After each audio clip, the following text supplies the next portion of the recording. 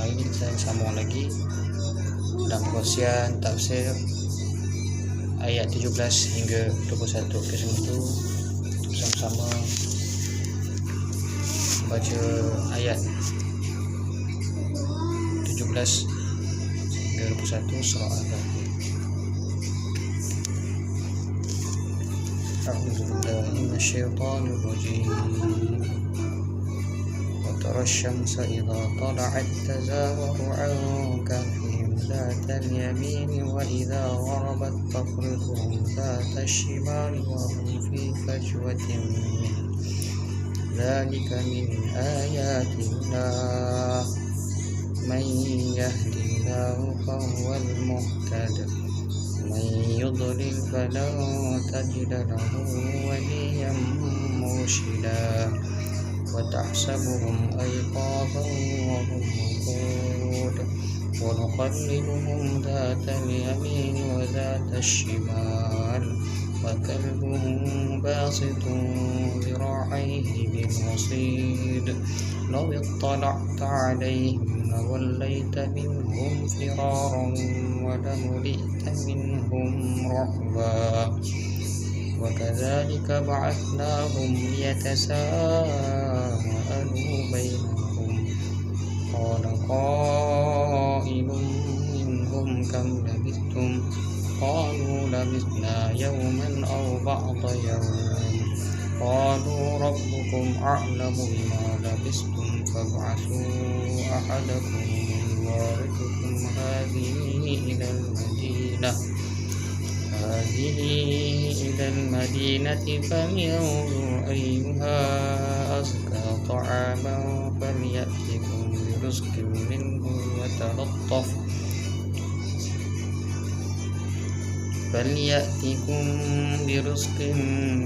وليتلطف ولا يشعرن بكم أحدا إنهم إن يظهروا عليكم يرجموكم أو يعيدوكم في ملتهم ولا تفلحوا إذا أبدا وكذلك عثرنا عليهم ليعلموا أن وعد الله حق وأن الساعة لا ريب فيها إذ يتنازعون بينهم أمرهم وقالوا بنوا عليهم بنيانا ربهم أعلم بهم قال الذين غلبوا على أمرهم لنتخذن عليهم مسجدا صدق الله العظيم. InsyaAllah kita teruskan tafsir serta pengajaran pada ayat 17 hingga 21. InsyaAllah sama-sama kita pergi kepada ayat yang ke-17. Allah SWT berfirman, wa tarasyamsa idza tala'at tazawaru an kahfihim dhatal yamin wa idza gharabat taqriduhum dhatas shimal wa hum fi fajwatin min dzalika min ayatillah man yahdillahu fahuwal muhtad wa man yudlil falan tajida lahu waliyan mursyida. Selanjutnya ayat ke-18, wa tahsabuhum ayqazan wa hum ruqud wa nuqallibuhum dhatal yamin wa dhatas shimal wa kalbuhum basitun zira'ihi bil wasid law ittala'ta 'alaihim lawallaita minhum firaran wa lamuli'ta minhum ru'ba. Terjemahan bagi ayat yang ke-17. Dan kamu akan melihat matahari ketika terbit, condong dari gua mereka ke sebelah kanan, dan bila matahari terbenam menjauhi mereka ke sebelah kiri, sedang mereka berada dalam tempat yang luas dalam gua itu adalah sebahagian dari tanda-tanda kebesaran Allah Subhanahu wa taala. Barang siapa yang diberi petunjuk oleh Allah, maka dialah yang mendapat petunjuk. Dan barang siapa yang disesatkannya, maka kamu tidak akan mendapatkan seorang pemimpin pun yang dapat memberi petunjuk kepadanya.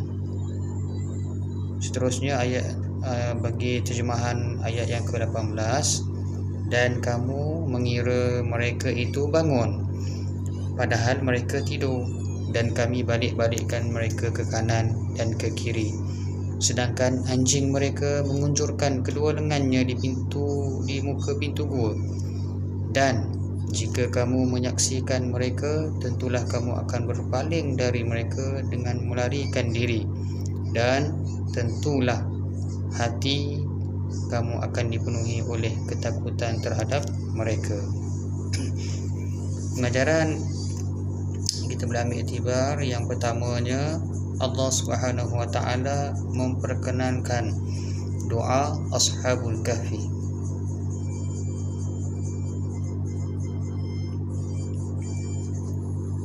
Maksudnya Allah kabulkan permintaan doa pemuda tadi yang berlari menuju ke gua, lalu menyuruh mereka agar memasuki Al-Kahfi. Maksudnya masuk Kahfi tadi apa? Gua. Suasana dalam gua digambarkan oleh Allah bahawa cahaya matahari pagi atau petang menyinari condong ke kanan dan ke kiri,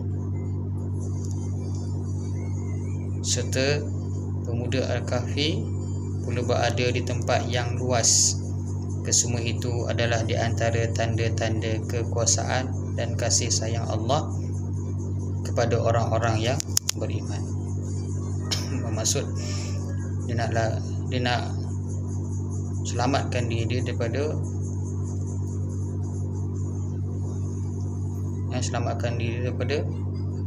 benda yang lara lah. Maksudnya dia nak mujahadah, dia nak memujahadah, lalu dia mohon pada Allah tunjukkan jalan yang benar. Jadi Allah mudahkan jalan, lalu dapat setempat iaitu di dalam gua. Maksudnya kita apa? Yalah,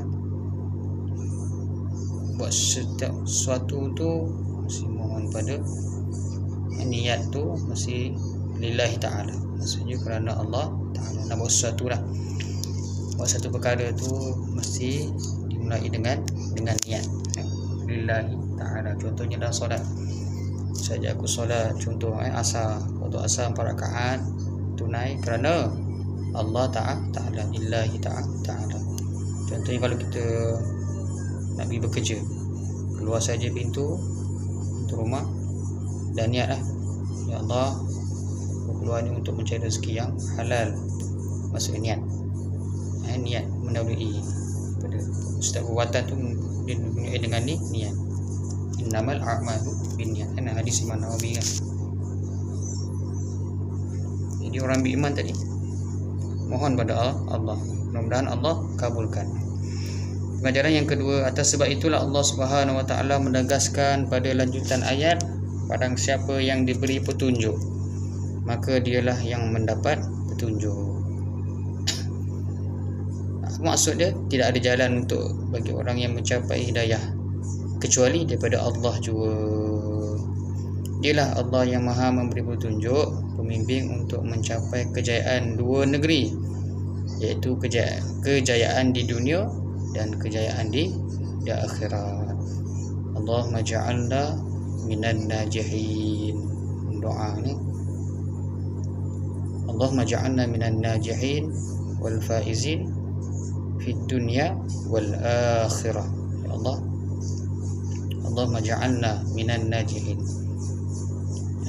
Mudah-mudahan doa untuk orang yang cemerlang dunia dan mendapat kejayaan di akhirat. Pengajaran yang ketiga, sudah menjadi sunnatullah atau ketentuan Allah bahawa segala impian baru akan tercapai dengan usaha, termasuk dalam hal ingin mencapai hidayah Allah.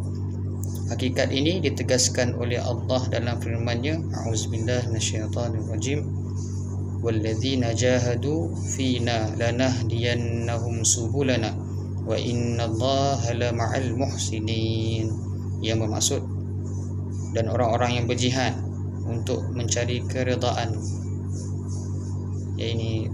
mencari keredaan kami, benar-benar akan kami tunjukkan kepada mereka jalan-jalan kami, dan sesungguhnya Allah benar-benar beserta orang-orang yang berbuat baik, ini kebaikan.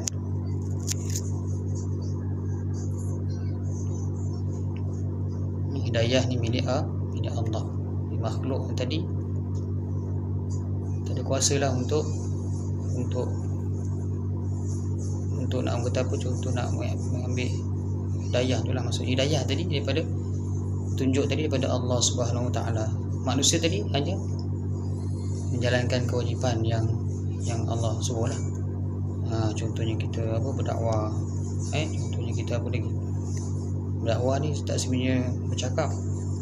Dakwah ni macam-macam cara lah, macam-macam cara. Kalau orang tu pandai menyanyi, dakwah dari segi nyanyian. Maksudnya tadi macam itulah, sebar luas dakwah Islam. Ada satu cerita ni, Allahu Akbar, Allahumma shalli ala sayyidina Muhammad. Ada hamba Allah ni, dia seorang yang kata apa, pesta lah, nak cerita otai lah. Otai ni maksudnya apa, pesta lah. Jadi saya ringkaskan cerita. Satu hari ni dia dapat hidayah daripada Allah Subhanahu Wa Taala, sebab dengan izin, dengan kuasa Allah Taala dia pergi ceramah. Jadi ustaz ni dia berceramah lah tentang dunia dan akhirat. Agaknya tersentuh, hati dia tersentuh. Lalu dia yang bertaubat. Satu hari tu ustaz ni lawa dia pergi menaikkan umrah. Mula-mula dia fikir juga macam berat nak pergi, tapi lama-kelamaan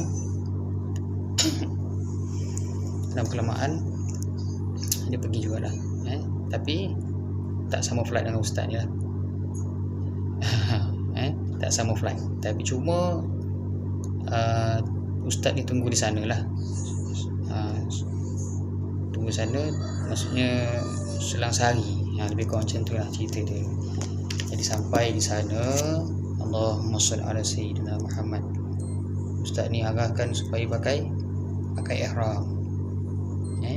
Bila pakai ihram, ustaz ni bawalah sekumpulan ni tadi, jemaah tadi di depan Kaabah tadi, bawa dia punya jemaah. Dan dia kebetulan panggil apa tu, dia panggilan gelaran dia Pak Long. Dia bawa Pak Long, dia kata dia tak kerti nak berdoa. Ialah sebab dia baru nak betul-betul nak berjinak dengan agama Islam kan.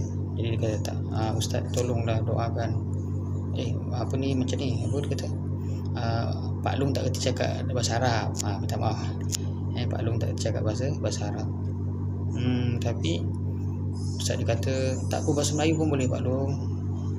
Allah maha mengetahui dan Allah maha pengampun. Jadi Pak Long ni doa, ya Allah,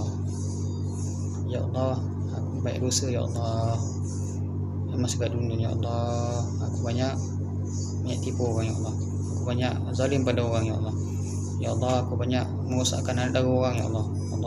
Macam doa tu ni. Jadi ustaz ni kat belakang dia tolong aminkan, tolong aminkan. Berjurai yang mata. Sebab apa? Sebab berdepan dengan Kaabah. Alim kata kalau kita tengok Kaabah ni, kalau tak menangis, ada something jiwa dalaman dia ada masalah. Sebab kita tengok Kaabah tu, kita menghayati dengan ikhlas, bukan menghayati dengan contoh sekarang punya masa berselfie, ambil gambar semua, bukan. Maksudnya sesuatu tu dengan ikhlas, lillahi ta'ala, menangis tu betul-betul, bukan ambil kamera berlakon. Tak, itu salah, cara salah. Zaman Rasulullah tak ada kata apa, ambil contoh, ambil gambar ke depan, tak ada. Maksudnya membuat satu perkara ibadah tu biarlah ikhlas, bukan kata salah ambil gambar, tak, tapi kita nak menunjukkan kita ni beribadah betul-betul. Maksudnya kita kurangkan berselfie ataupun inilah depan Kaabah. Itu cerita ni. Minta maaf yang kalau siapa yang terasa. Jadi ceritanya tadi, dia dah buat tawaf, sa'i dan sebagainya, berpagi di sana dan di Madinah dah selesai, alhamdulillah. Ini cerita Pak Long tadi lah. Balik Malaysia, subhanallah, alhamdulillah, Allahu akbar, berubah. Ustaz ni cerita berubah 90 darjah. 90 darjah, daripada jahil, zalim, jadi orang yang baik, jadi orang yang baik. Dan Ustaz ni cerita Pak Long ni tadi sembahyang jemaah saf di depan, belakang imam, bukan depan imam, belakang imam. Jadi baik, alhamdulillah. Bukan hidayah tu milik Allah. Jadi kita manusia ni hanya melakukan tanggungjawab lah, apa yang Allah suruh. Untuk pakar-pakar motivasi, dia cuma menyampaikan saja, yang beri hidayah Allah Subhanahu wa ta'ala, kan. Allahu akbar. Ambil situasi yang sekarang lah. Bagaimana yang sebelum apa ni, tapi contoh wakil rakyat lah, kat Melaka ni lah kan, tak payahlah sebut nama dia, jadi semua orang mesti orang tahu. Jadi alhamdulillah nampak perubahan pada diri dia. Alhamdulillah, syukur kepada Allah. Dia berubah, bukan diubah untuk apa-apa, untuk kerana Allah Ta'ala. Itu kata hidayah milik Allah. Siapa sangka yang dulu garang, kasar, tapi lama-lama apa, dia boleh baik. Itu semua hidayah ni tadi milik Allah Subhanahu wa ta'ala. Itu cerita pasal hidayah. Pengajaran yang keempat, sebaliknya siapa yang membelakangi ajaran Allah dan tidak bersungguh-sungguh untuk mendapat petunjuknya, maka dia disesatkan oleh Allah Subhanahu wa ta'ala. Maksudnya membelakangi ajaran Allah, maksudnya membuat benda yang syirik.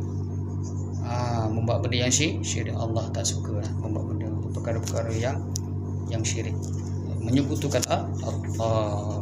Itu pengajaran yang keempat lah. A'udzubillahiminasyaitonirrajim. Falamma zaghu azaghallahu qulubahum wallahu la yahdil qaumal fasiqin. Maksudnya, maka ketika mereka berpaling dari kebenaran yang mereka sedia mengetahuinya, Allah memalingkan hati mereka, yakni dari mendapat hidayah. Dan sememangnya Allah tidak memberi hidayah kepada kaum yang fasik, yakni derhaka. Surah As-Saff. Pengajaran yang kelima, jalan untuk mendapat petunjuk Allah telah dijelaskan dalam ayat di atas, iaitu dengan bersungguh-sungguh di dalam jalannya. Jika hal ini terjadi, yakni disesatkan oleh Allah, maka dia tidak akan mendapat seorang pemimpin pun yang mampu memberi petunjuk kepadanya. Malahan mereka pasti termasuk ke dalam golongan yang yakni panggil rugi. Firman Allah Subhanahu wa ta'ala, A'udzubillahi minasyaitonirrajim. May yahdillahu fahuwal muhtadi wa may yudlil faulaika humul khasirun. Maksudnya, barang siapa yang diberi petunjuk oleh Allah, maka dialah yang mendapat petunjuk, dan barang siapa yang disesatkan Allah, maka merekalah orang-orang yang rugi. Khasirun, orang yang merugi. Ambil dalam surah Al-As, A'udzubillahiminasyaitonirrajim. Wal 'asr innal insana lafi khusr. Wal 'asr, Allah SWT berfirman, wal 'asr, demi masa. Innal insana lafi khusr, sungguh manusia ini berada dalam kerugian, rugilah. Macam sebelum ni kata, rugi dunia dan akhirat. Buat benda-benda yang baik sebab dia jauh dengan Allah Ta'ala, jadi sebab dia buat benda-benda yang membelakangi Allah, iaitu buat benda-benda perkara-perkara yang syirik. Pengajaran yang seterusnya yang keenam, di dalam gua tersebut ashabul kahfi ditidurkan oleh Allah Subhanahu wa ta'ala, tetapi menurut para ahli tafsir, mata mereka dalam keadaan terbuka supaya tidak rosak. Atas sebab itu, siapa yang melihat mereka menyangka bahawa mereka dalam keadaan jaga atau bangun, malahan mereka bergerak membolak-balikkan badan mereka ke kiri dan ke kanan. Pemergian mereka ke gua disertai seekor anjing, lalu duduk di muka pintu gua dalam posisi seperti mau menerkam. yang jika ada sesiapa yang lalu di hadapan gua dan melihatnya, maka mereka akan lari dalam keadaan yang sangat takut. Maksudnya nak cerita sini, anjing ni penyelamat pada pemuda yang tadi, ashabul kahfi. InsyaAllah kita teruskan lagi pada ayat yang seterusnya, 19. Wa kadzalika ba'asnahum liyatasaalu bainahum qala qailun minhum kam labistum qalu labisna yawman aw ba'da yawm qalu rabbukum a'lamu bima labistum fab'asu ahadakum biwarikum hadhihi ila al-madinah falyanzur ayyuha azka ta'aman falyatikum birizqin minhu walyatalattaf wa la yush'iranna bikum ahada. Kita teruskan lagi pada ayat yang seterusnya, yang ke-20.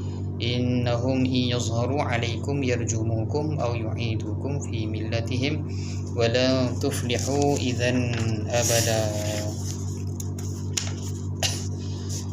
Maksud terjemahan ayat ke-19, dan demikianlah kami bangunkan mereka agar mereka saling bertanya di antara mereka sendiri.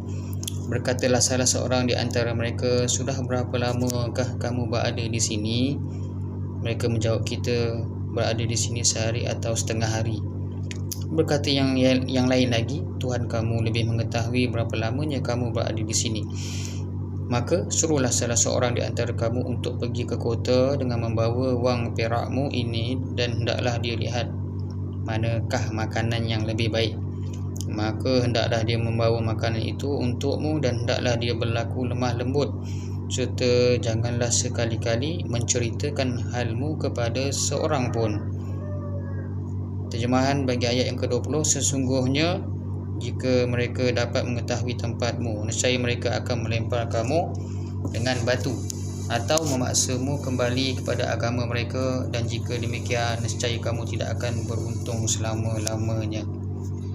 Tadi pengajaran mulai pada ayat 19 hingga 20. Kita pergi terus kepada pengajaran yang pertama. Mereka ditirukan oleh Allah Subhanahu wa taala selama lebih 300 tahun. Hakikat ini dinyatakan oleh Allah pada ayat-ayat berikutnya. Begitu bangun dari tidurnya, mereka saling bertanya tentang berapa lama mereka sudah berada di dalam gua. Ada di antara mereka yang mengatakan bahawa mereka tidur selama sehari atau setengah hari. Ayat ini memberi isyarat akan kekuasaan Allah, bahawa dia mampu dan berkuasa menghidupkan kembali manusia yang sudah mati pada hari kiamat nanti. Itu pengajaran yang pertama lah. Terus pergi pada pengajaran yang kedua, sudah menjadi sunnah Allah, iaitu ketetapan Allah bahawa segala sesuatu berlaku berdasarkan hukum sebab Nabi musabbab, ini hukum, ini sebab akibat. Walaupun Allah Subhanahu Wa Taala mampu dan berkuasa melakukan sesuatu tanpa sebab, dalam ayat ini dan ayat-ayat sebelumnya Allah Subhanahu Wa Taala menyatakan beberapa sebab yang membolehkan jasad ashabul kahfi tidak rosak walaupun mereka tidur lebih 300 tahun. Antaranya jasad mereka tidak disinari oleh matahari secara langsung. Maksudnya duduk dalam gua, jadi duduk dalam gua jadi tak terkena matahari lah, itu contoh. Lalu mereka berada dalam ruang yang luas, badan mereka bergerak ke kiri dan ke kanan, dan mata mereka terbuka. Maksudnya membolak-balik lah, sekejap guling sana, guling ke kanan, maksudnya guling ke kiri. Maksudnya dia rasa macam keadaan yang sangat selesa di dalam gua tersebut. Itu semua adalah kuasa Allah Subhanahu Wa Taala. Manusia tiada. Manusia ni, saya kata sebelum ni, manusia ni kerdil. Allah Taala yang berkuasa segala-galanya, maksudnya sekalian alam. Pelajaran yang ketiga, salah seorang ashabul kahfi yang agak cerdik dan berfikiran luas segera berusaha mengakhiri persengketaan sesama mereka dengan mengatakan Allah lebih mengetahui. Dalam ramai tadi ada seorang hamba Allah ni tadi, pemuda ni tadi, dia sangat cerdik. Dia kata apa? Allah yang lebih mengetahui tentang berapa lama kita berada dalam gua ini. Beliau langsung mengajak rakan-rakan yang lain untuk melakukan perkara yang lebih penting, iaitu mengirim salah seorang daripada mereka untuk mencari makanan sambil berpesan. Antara contohnya, carilah makanan yang lazat dan hendaklah berlemah lembut agar jangan dapat dikesan keadaan mereka oleh penduduk bandar saat itu. Maksudnya tadi dia bagi pada maklum pada kawan dia, pemuda yang tadi, supaya siapa yang boleh pergi wakilkan untuk mencari atau membeli makanan. Bila maksudnya dia kena dari segi komunikasi tu kena berlemah lembut lah. Maksudnya dia masuk akhlak ni, maksudnya kena ada sifat lemah lembut, cakap elok-elok. Kalau cakap kasar orang takut kan, orang dah daripada mana ni yang kasar bahasa ni kan. Contohlah pengajaran yang keempat, teruskan lagi, di antara pengajaran yang dapat diambil daripada sikap di atas, yang pertamanya apa yang dia punya ni tadi, pengajaran yang pertamanya, orang yang cerdik sentiasa memikirkan perkara yang lebih penting dan tidak suka membahas perkara-perkara yang kurang berguna. Itu orang yang cerdik lah. Budaya kata apa? Budaya BPMS, budaya politik matang dan sejahtera. Maksudnya benda-benda yang remeh ni abaikan. Lebih kurang macam itulah. Ambil benda-benda yang penting, maksudnya dunia dan akhirat. Yang kedua, mencari makanan yang lazat pada asalnya tidak salah, asalkan halal. Halalan tayyibah, kan? Maksudnya halal lagi baik. Halal lagi baik. Ini juga memberi isyarat bahawa mereka memang dari kalangan keluarga istana. Maksudnya dia keluarga yang kata apa, orang yang panggil orang yang berada lah. Macam orang besar-besar lah sekian cerita. Yang seterusnya, ayat ini juga memberi isyarat akan kebolehan wikalah, yakni berwakil kepada seseorang dalam hal jual beli, dan kebolehan mendirikan syarikat. Itu contohlah kita boleh ambil. Seterusnya yang keempat, supaya sentiasa berwaspada agar terhindar daripada perkara-perkara yang berbahaya atau boleh membawa mudarat. Nak mengelakkan daripada orang tahu, jadi kena pandai-pandai lah. Itu salah satu strategi, dia panggil strategi. Yang kelima, pengajarannya, usaha mereka sentiasa berwaspada agar tidak dikesan oleh penguasa yang zalim ketika itu adalah di atas dua sebab. Yang pertamanya, ada kemungkinan mereka akan direjam. Contohnya kalau dah kata istilah kantoi, akan kena tangkap kan. Dia kena tangkap, dia kena rejam ataupun kena bunuh ke. Maksudnya kena strategi tu kena ni lah, kena kata apa, kena licik, kena hebat. Selain daripada direjam atau dibunuh oleh penguasa zaman itu sebab mereka mempunyai akidah yang berbeza dengan penguasa. Itu yang pertama.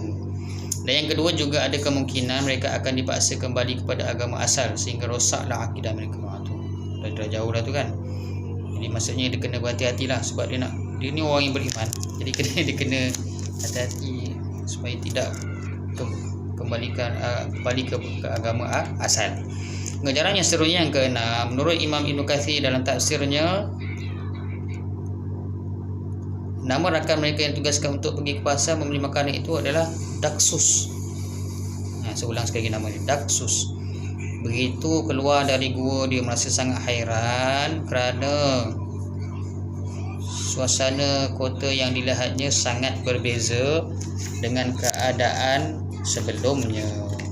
Akhirnya dia dapat dikesan oleh penguasa yang ketika itu diperintahkan oleh Raja Theodosius, nama dia Raja Theodosius. Dia dikatakan beliau adalah raja yang muslim dan adil. Sebut nama tadi, Raja Theodosius tadi, dia adalah raja yang muslim, Islam, beriman dan adil.